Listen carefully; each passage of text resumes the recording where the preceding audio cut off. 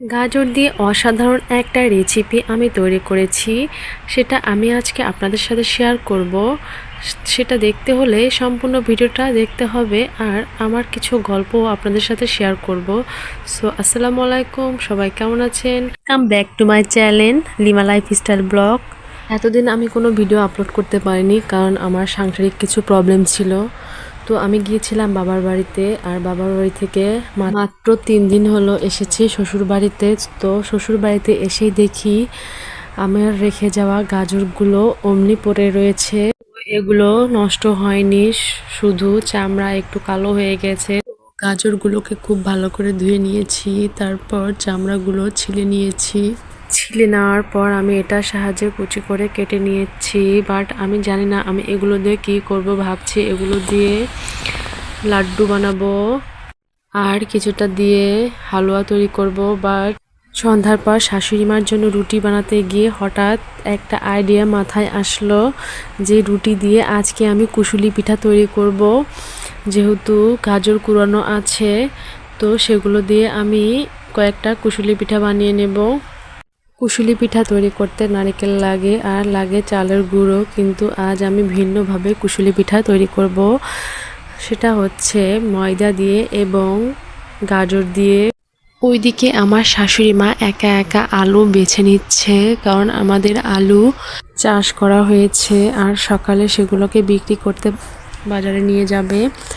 আর আমার বাবুটাও এখন ঘুমাচ্ছে। খুব ভয়ে ভয়ে আমি এসব তৈরি করছি, কারণ কখন কে এসে আমাকে কি বলে। এদিকে আবার বাবু ঘুমোচ্ছে, যদি উঠে পড়ে তো আমার সবটাই মাটি হয়ে যাবে। তো অনেক ভয়ে ভয়ে এসব আমি করছি।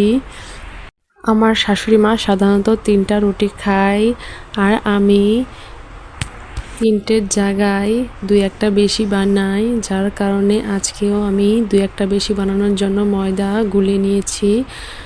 তো সেটা দিয়ে আজকে আমি এই কুশুলি পিঠাটা তৈরি করব। আমি শ্বশুর বাড়িতে কখনো আগ বাড়িয়ে কোনো কিছু তৈরি করি না, কারণ যদি আমি একটা জিনিস তৈরি করি তাহলে ওটা আবার বানাতে হয়। আর আমার এসব করতে বেশি একটা ভালো লাগে না, কারণ বাবু শুধু বিরক্ত করে, যার কারণে আমার এসব একদমই পছন্দ নয়, শুধু খেতে পছন্দ করি। তো আজকে হঠাৎ এই গাজর কুচুরি রয়েছে দেখে আমার এগুলো করতে ইচ্ছে করছে, কিন্তু তাও খুব ভয়ে। তো আমি গাজরগুলোকে প্রথমে তেল দিয়ে ভেজে নিচ্ছি এবং তার ভিতর দিয়ে দিলাম দারচিনি, এলাচ, লবণ এবং পরিমাণ মতো চিনি। যে যেমন মিষ্টি খেতে পছন্দ করেন। পিঠা তৈরি করার জন্য আমি আগে আটা গুলে রেখেছিলাম, আর আটা গোলার জন্য গরম পানি ব্যবহার করতে হবে।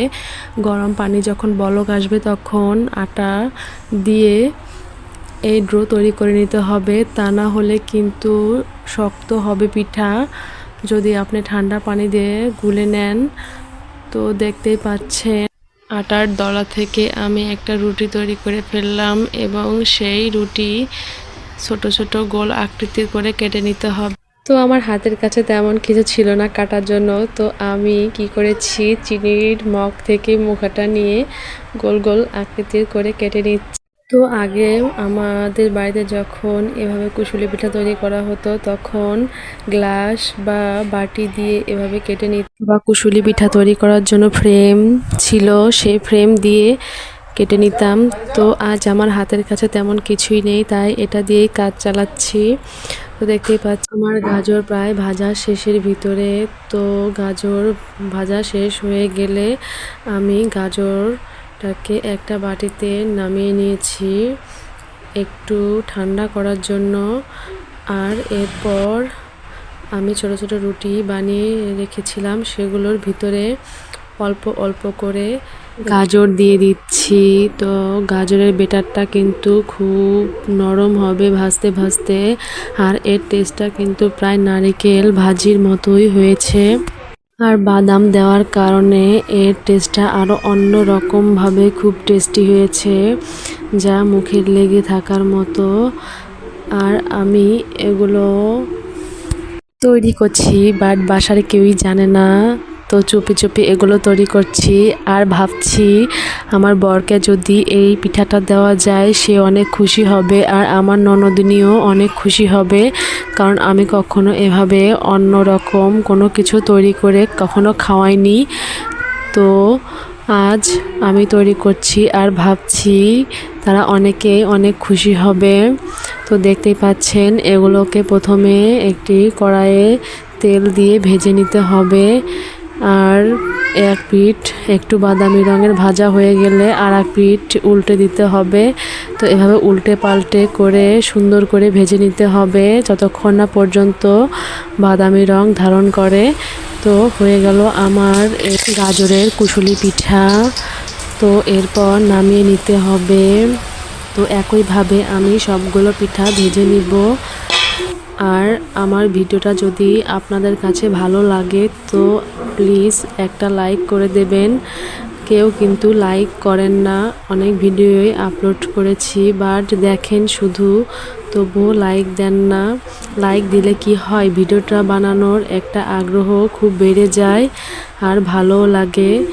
তো প্লিজ লাইক করে দেবেন আর কমেন্ট করে জানাবেন আমার রেসিপিটা কেমন হয়েছে। আর যারা আমার চ্যানেলে নতুন তারা প্লিজ দয়া করে সাবস্ক্রাইব করে দেবেন আমার চ্যানেলটা। এরকম আরও সুন্দর সুন্দর ভিডিও পেতে অবশ্যই কিন্তু সাবস্ক্রাইব করবেন। তো ভালো থাকবেন সবাই, দেখা হচ্ছে আগামী ব্লগে আরও সুন্দর একটা ভিডিও নিয়ে আপনাদের সামনে হাজির হব। ভালো থাকবেন।